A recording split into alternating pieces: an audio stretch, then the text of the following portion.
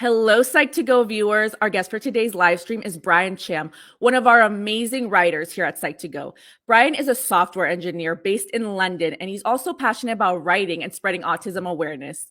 Brian has created several topics on the topic of autism for Psych2Go, which are linked in the description. Welcome, Brian. Thank you so much for joining me today. Hi, Michelle. It's great to be here. It's great to be here. So can you tell me a little bit about yourself and your background? Well, thanks for the introduction. I think you've covered most of my background there.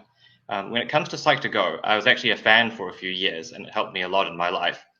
In the year 2021, there was an open ad for a new writer, and I actually referred a friend of mine who was a psychologist, and he was also subscribed to the channel. However, he wasn't interested in participating. So I applied myself, and I sent a sample script. And at Psych2Go, they were impressed, and they knew that I had autism. So I officially joined in August 2021 as the first autistic writer to help write autism-related scripts, although I've related about some other psychology topics as well. So I've been working for Psych2Go as a writer for almost 2 years now. That's amazing. So you're like a pioneer. Other people are going to feel like inspired to apply to Psych2Go and write about autism. That's amazing. So when were you diagnosed with autism, Brian? I was diagnosed with autism at the age of 16. So at the time, I was diagnosed with Asperger's syndrome after being referred by my school.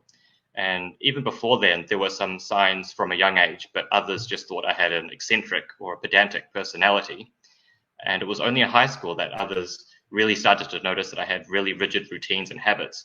And the teachers actually suspected me of having OCD at the time. Oh, wow. So they referred me to a specialist and actually diagnosed me with Asperger's syndrome. And for those not familiar with the term, Asperger's syndrome was an older diagnosis for individuals who had some autistic behavioral traits, but didn't have significant verbal deficits, which is where you would get diagnosed with, full autism spectrum disorder. And in the past 10 years, there's actually been a change to the official diagnosis, and the DSM and the ICD, which is the official classification guides used in the field of psychiatry. Asperger's syndrome is no longer an official diagnosis, but it's been merged into the general autism spectrum. And my case is a little different from most other autistic people because it's usual for them to be diagnosed at a much younger age, when parents and teachers notice significant differences in behavior, especially things like language difficulties. Oh, thank you for clarifying that, because I did hear about that it's been changed. And that, can you clarify that again? So Asperger's isn't like on it's like different now. It's like, it's all under autism spectrum disorder. That's right. Yes. Autism spectrum disorder is the big umbrella term. And that's pretty much the only one that's official now. Okay. Thank you for clarifying that. Because there's probably people who don't know that and still think that, yeah, it's like different. And so then how did your autism diagnosis impact or shape your worldview growing up, or your original diagnosis of Asperger's? Sure. I think being diagnosed on the autism spectrum or being diagnosed with Asperger's syndrome really impacted my worldview a lot at the time. So although that happened relatively late in my teens, it did give me a lot of clarity about why I was different from others, and that made things a lot smoother knowing that. So the diagnosis led me and my family to pursue some books and some resources to help me with communication and coping strategies. And for me personally, it really helped me to be less critical of myself when I wasn't able to do things that others were able to do, especially like messing up socially. And so that way, I wasn't holding myself to impossible expectations or impossible comparisons with others, which is what would happen before a lot, since I could see I was struggling socially a lot compared to other people at school. But as for you, Michelle, what has it been like for you to have a loved one with autism, and how have you supported them? Well, it is difficult because we live in a society that isn't, as accepting as it should be. And it's always hurtful, even if you're not the one who's directly impacted by it, seeing your loved one be discriminated against. Because the truth is, I feel like the people in the neurodivergent community, they get discriminated against. I really feel like they do get discriminated against. And I notice my loved one get discriminated against, and it hurts me. It's awful to witness that. And that's why it's my mission to destigmatize mental illness and destigmatize, any, autism, anything like that, because it's just wrong, to see people get discriminated against. It's the mission of all of Psych2Go. Yeah, that's, the mission, and it's an amazing mission. That's noble, and I think we're doing an amazing job. What do you think? Well, we just passed 11 million subscribers, so clearly we're doing something right. Yeah, obviously, right? 10 years and counting, right? And then so honestly, so how did you feel that did you feel that you received the support you needed growing up from loved ones, teachers at school? Because you did mention your family. You mentioned that your family like did research on it. So do you feel like they rallied around you and gave you the support you needed? When it came to my family, yes, I think they did the best they could with what they had. We were referred to a lot of resources that we could pursue on our own. In my case, when we saw the specialist, he said my case wasn't severe enough to actually go to any specific programs or anything like that. That was reserved for a very limited number of people. When it came to the school, I feel the teachers didn't really have much of a knowledge about that. So there wasn't really much of a help there. And then going to university, they were actually kind of clueless about it, to be honest. Really, at the university, there wasn't like student organizations and more like support services? There wasn't an official support service for that, but they seemed kind of dismissive. Dismissive. I'm sorry that you dealt with that experience. Often that can happen because there isn't always like people who are trained, which they should be, right? Like the Yeah, necessary training isn't always there for like professionals who are supposed to help students, right? yeah, it's unfortunate. I mean, I went in there with not very high expectations anyway, but after that, I thought, okay, I just gotta deal with this on my own. It was disappointing, but oh well. I mean, I went the first 16 years of my life not having that support, and you know, I knew some strategies. That's amazing. So like you learn how to like cope with it and you learn to like be your own advocate in a way. To some degree, yes, yes. I mean, there are limits to what I can do by myself, but um, I think part of having the diagnosis um, also fills you with a bit of confidence that you can actually um, succeed in this world, even if it is difficult, because you've done it already so far. Hmm. And so do you feel like you ever struggled at all due to autism? Like, did you ever experience bullying? Yeah, there's definitely a lot of struggles that came with autism. So growing up, my main issues were to do with communication and socializing. Hmm. So a common experience for autistic people is taking comments too literally, and that can lead to misunderstandings when it comes from an authority figure. So one example I remember quite strongly is when I was in school, when I was around 13 years old. Hmm. We were in drama class, and we had these performances all planned. And the teacher asked me, "Oh, Brian, would you like to go first?" And I interpreted that as a literal question, and I just said, "No, thanks." And then after that, the teacher got really angry, and she said, "I wasn't asking." And I got so confused by her reaction because I was thinking, oh, "What do you mean you weren't asking? That's a question. That's how questions work. I mean, why get angry that I answered what you asked me?" That was very baffling to me. I thought it was just very Hmm. straightforward, what she was trying to ask me, so I gave her a straightforward answer. Nowadays, I have a bit more insight into that sort of thing, which is what those resources help me to understand. So now I know that the teacher was asking me a rhetorical question, and she probably thought that I was just trying to be funny, which explains her reaction. Well, in And reality, she should have tried explaining it to you instead of like scolding you right away. yeah, Like, well, this was before right. my diagnosis. Afterwards, I think they were a bit more supportive of that, but Oh, okay. before that was just yeah, I just feel like lots of misunderstandings like that. absolutely. She still should have just explained it though, like for any student, because putting a student on the spot, right? And just scolding them Mm, like, no, yeah. right? So Mm. I guess she could have, but I get what you're saying. So you received the support you needed like after you were diagnosed. Yeah.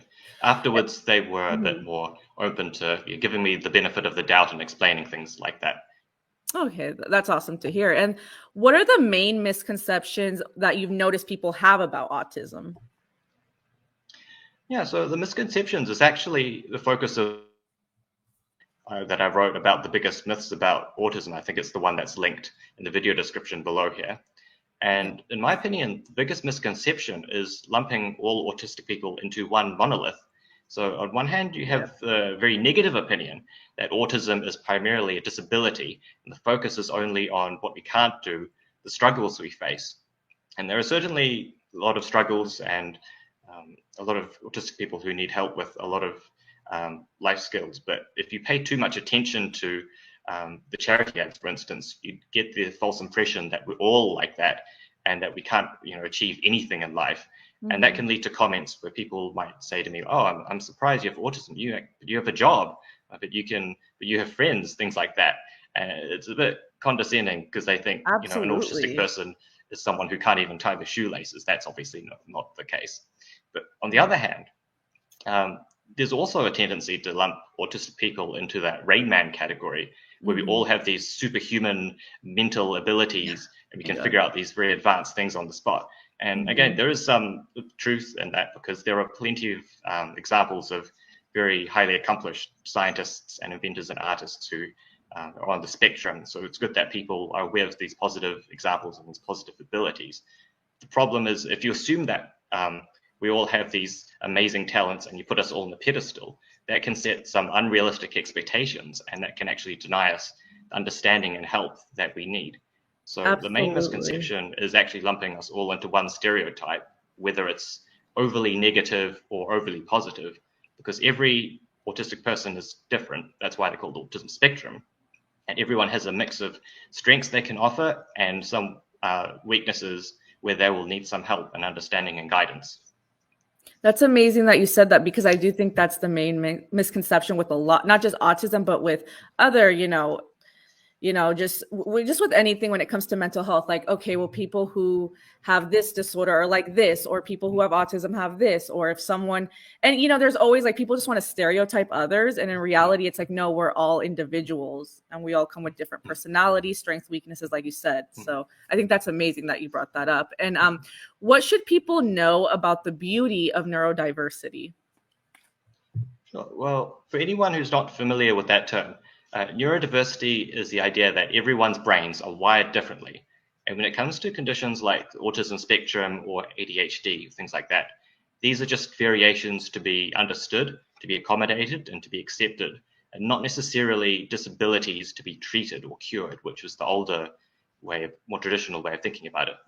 So I think the beauty of neurodiversity is how it offers a more hopeful perspective about the autism spectrum. So although we do have our struggles and shortcomings, the neurodiversity paradigm suggests that we should think there's not like symptoms to fix, but more just like friction between the individual and the environment that's not adapted to them. Because for those neurotypicals, that being neurotypical being a term for people with typical or ordinary sort of brain structure, in the general population, I mean, everyone has mental shortcomings too.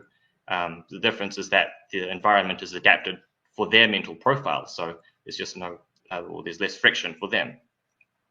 So through this lens, if we accept autism as a natural variation, there's just more appreciation of our intrinsic worth, which can have a huge effect on our self-esteem if we're not being labeled as wrong or defective in some way.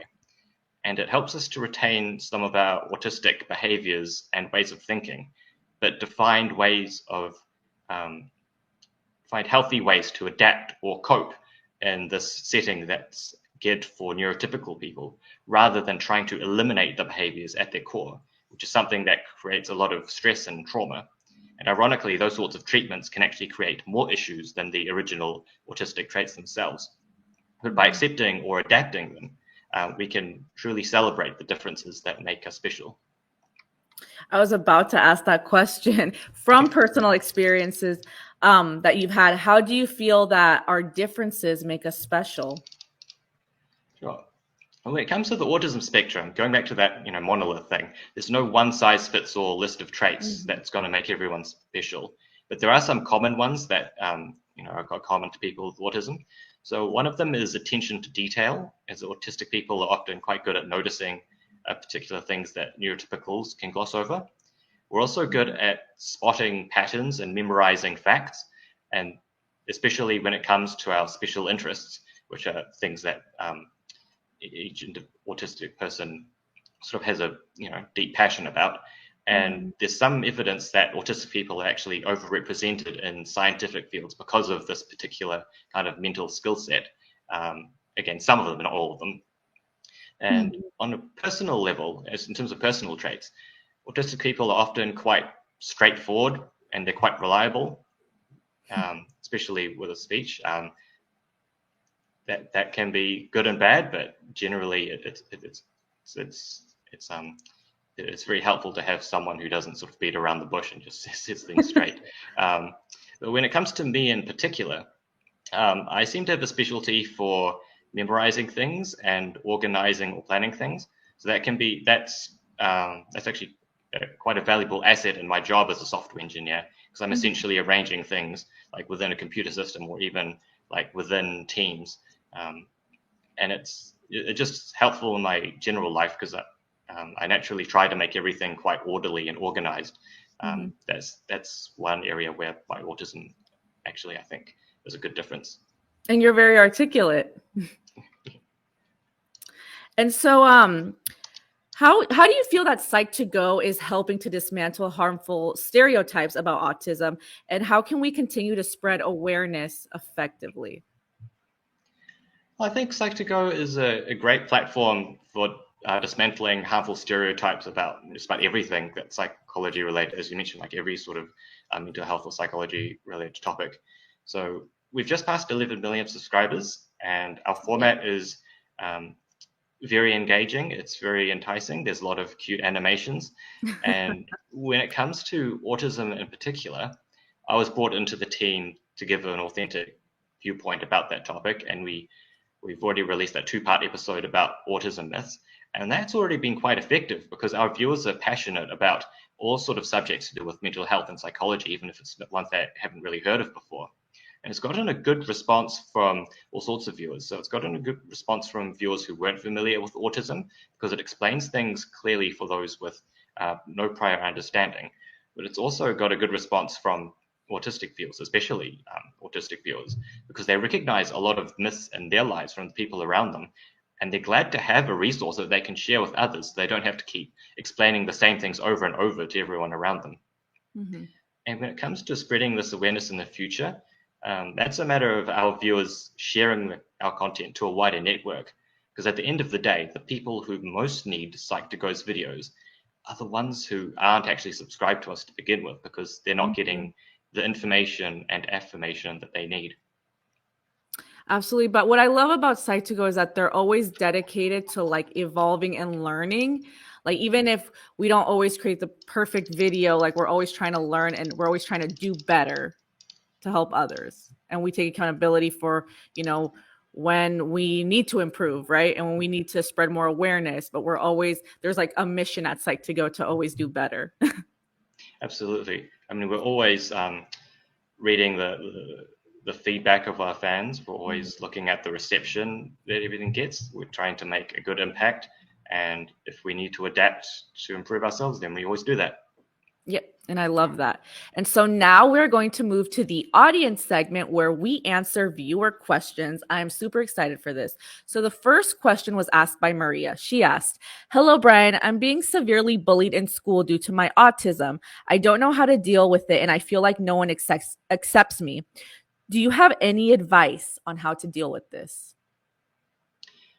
That's a really difficult one because when it comes to bullying in general, I mean, the standard advice is like, tell the school, make sure that teachers know so they can do something about it. But a lot of the times, the whole problem behind being bullying is that you've already done that, you've already tried that. And if that doesn't work, I mean, I can tell you from my personal experience, being on the autism spectrum definitely makes you more of a target for bullies. And I think one of the main factors is that autistic people often don't have much of a support network or a social network, because it's difficult to make these social connections. And I think, and if we're just going through my life experience, I think that once I did actually get the tools and guidance to form more social connections, to have this network of friends around me, then that that helped a lot with bullying, because then I have people around me who can vouch for me, who can stick up for me. And if you just spend more time around people who do appreciate you, then you're not spending time with the people who won't appreciate you at all. Yeah. So that would be, from my experience, how would you get around it? And that's amazing. So what you mean is like creating a strong support system, essentially. Yes, that's right. Yes. Yes, Perfect. And then Adrian asked, do you think that autism worsens social anxiety in daily life? definitely. So autistic people, I mean, one of the key factors behind autistic people is difficulty with like socializing and communication. And in my experience, that's also had a very strong relationship with social anxiety, because if I don't know how this, I mean, if you remember back to the example with the drama teacher, I mean, if I don't know how people are going to react when I say very straightforward things, then that can create a lot of anxiety, because I don't know if they're going to receive that positively or negatively. And there have been a lot of times when, I tried to reach out, tried to socialize, only to get like a very strong negative reaction, and I had no idea why. So I do feel like there is a connection between autistic traits and social anxiety, although not everyone who has autism will respond in that sort of way with anxiety. But I do think it's related, and if you can get treatment, if this is something that's affecting you and you can get treatment for social anxiety in itself, then that does help. Absolutely. And then Tristan asks, do you agree that the impact of autism is greater when living in poverty? How does one navigate autism when they don't have the financial resources to get mental health treatment? Hmm. So this is something that that that affects a lot of people, because on one hand you've got people with autism who might live in poverty and they might not be able to access these um, resources, but there's also a lot of people in similar situations where perhaps they're in a school or they're just in a society that has very low awareness, or they just don't have these things available.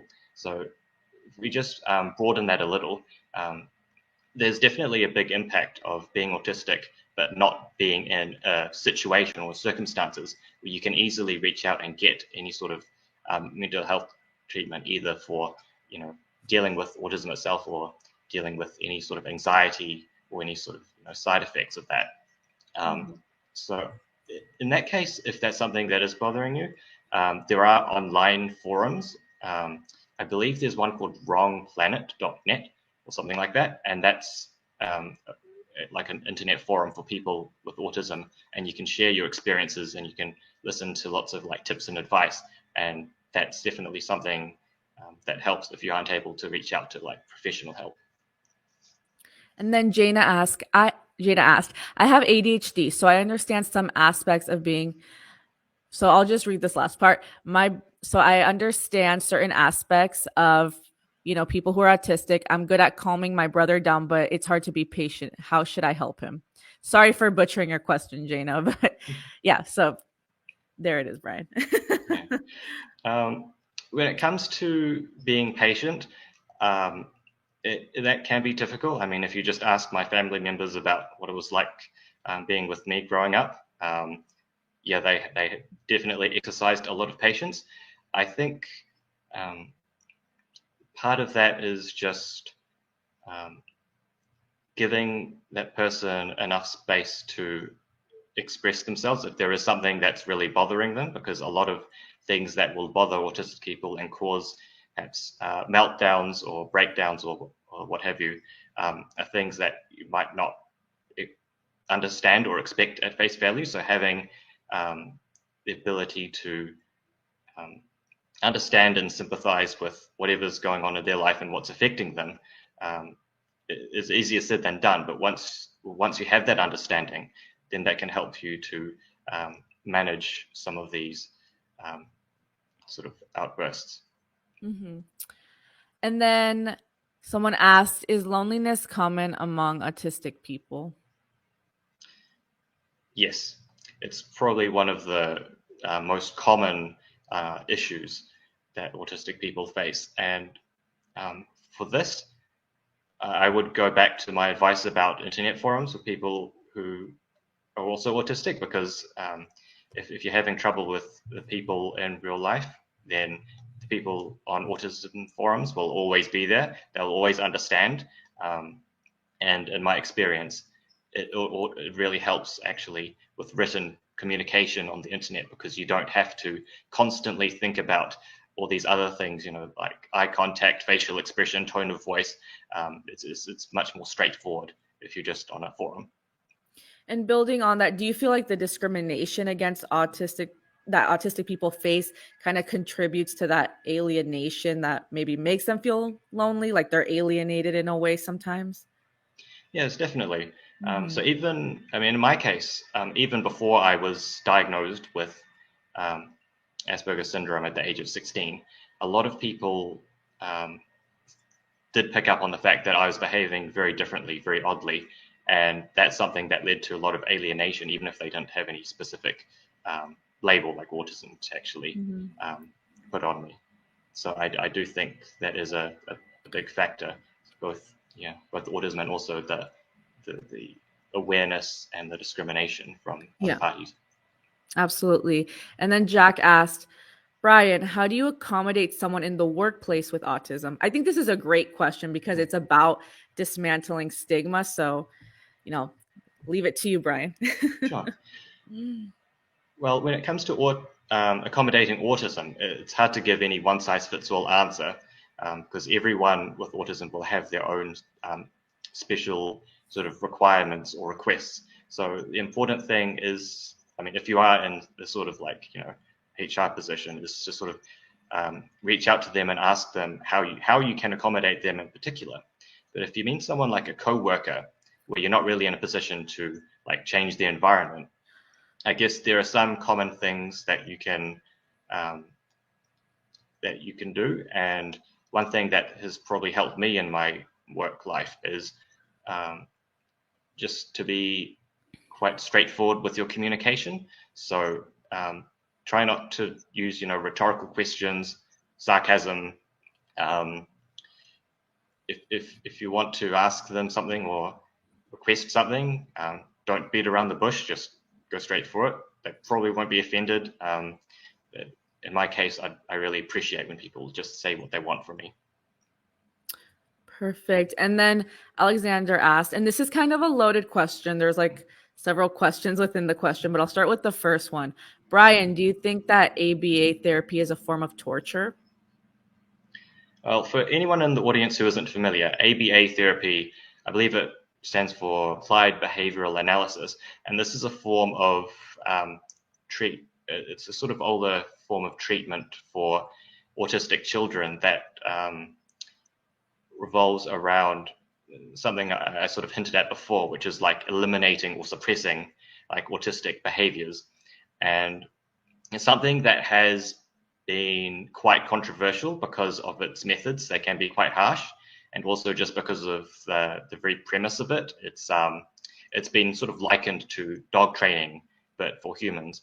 And there have been a lot of cases where the autistic children go through this training, they come out acting more neurotypical, which can help them in social situations, but at the same time, they also end up with a lot of mental health issues and trauma.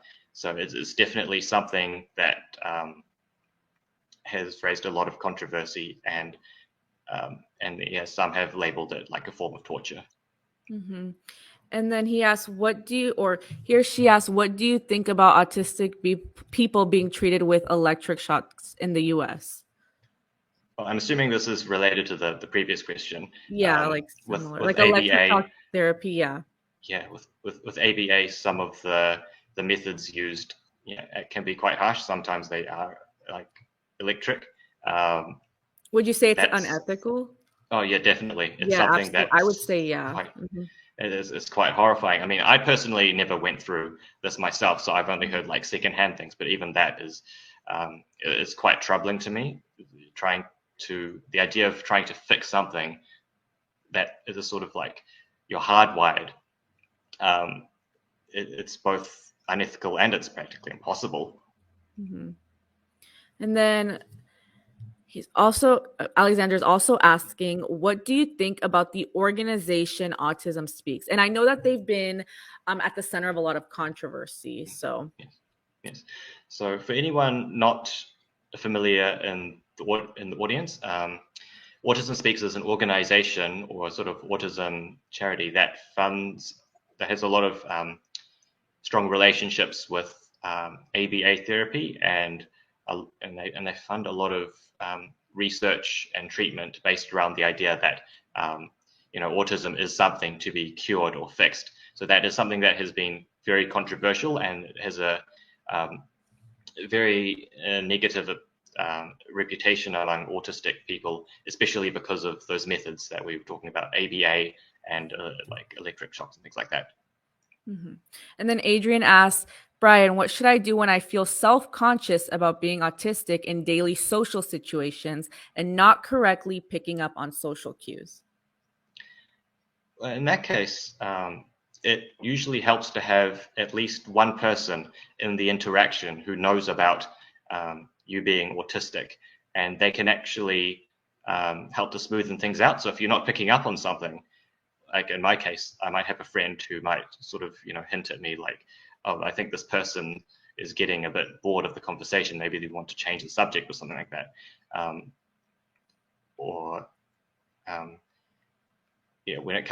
So when it comes to those sorts of interactions, having at least one person who can actually guide you, interpret things for you, is very, very helpful. I love this question by Edison. What are some positive things you've seen or experienced in the autism community, and how has it impacted you?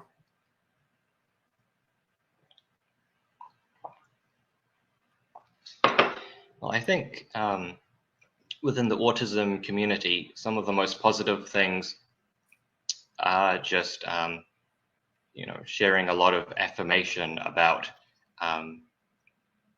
autistic traits and how they can be, how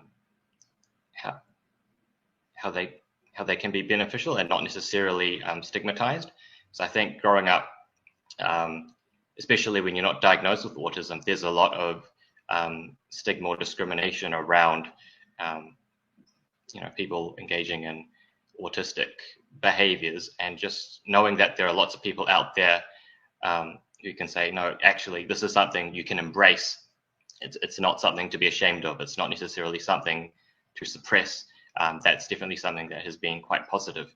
And as for affecting me personally, I think, hearing those sorts of positive messages and knowing ways to sort of adapt them, those sorts of autistic behaviors, if they are causing any issues in my life, so that so it's not necessarily a matter of me just like suppressing it all the time.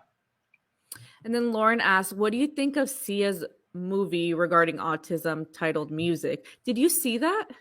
I haven't seen it. I've heard a lot about it. Yeah, me too. Yeah, I know why people are upset about it, but I haven't seen it personally because I know that when I was reading about it and reading comments from different people, if they were saying that the movie felt like offensive, to people in the autism community. That was like the controversy. Well. Yeah, that's what I read as well. Like it was almost like a caricature of autistic people. It wasn't anything authentic like we have a Psych2Go. And like what you had said about like autistic people don't exist as a monolith. And I feel like that movie was sort of like perpetuating those stereotypes. Yeah, yes, from what I've heard, it definitely perpetuated a lot of these impressions that people in the general population have, but aren't necessarily accurate to, all people with autism. This is just from what I've heard. I definitely have nothing in common with the autistic character in the film. And then Jenny asked, has your cultural background affected the way your family, loved ones, community has approached you when it comes to your like autism? Has there been like a difference because of culture? I think that's what she's trying to get at. A little bit, yes. So in my culture, I mean, I'm from Aotearoa, New Zealand, but originally my family comes from Hong Kong, and I don't think autism. I don't think they even knew anything about autism um, before I got my diagnosis. So having some of that, having coming from a society where like no one knows anything about those mental health conditions, knowing nothing about autism, that definitely made things a lot more difficult when it came to understanding my situation. And when I got diagnosed, they really had to sit down with my parents and, go through some really basic things like, it's not something that you catch. It's just something you was born with. It wasn't anything to do with, it wasn't your fault as a parent, for example. And coming from that background, it made things a little bit harder for my family at first, but they came to learn about it. That's amazing. And having their support made the difference, right? Mm-hmm.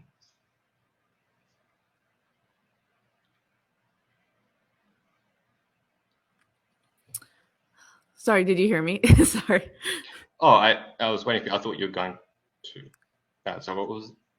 Oh, I was just saying, like, having the support of your family made all the difference, right? Oh, yes, I gave a little nod. Yeah. I don't know if you saw that. Sorry about that. And then Darth asked, Brian, I mean, this is going to be the last question. Brian, Yes. what has been your special interest in your life?